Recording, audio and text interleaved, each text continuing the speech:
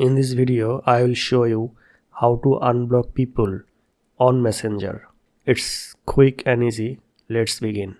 Open Messenger. Tap this three lines icon. Tap the gear icon.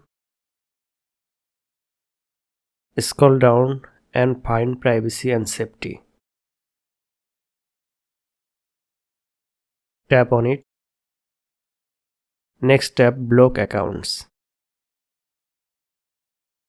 And here you can see the profiles you have blocked. Now tap on a profile you want to unblock. Next, tap unblock. The profile will be unblocked. Bear in mind, if you blocked a friend, they were removed from your friend list. If you unblock them now, they won't be in your friend list again automatically. And you can block them again for 48 hours. That's it. Hope you found the video helpful. Please give it a like, it helps me. Thank you.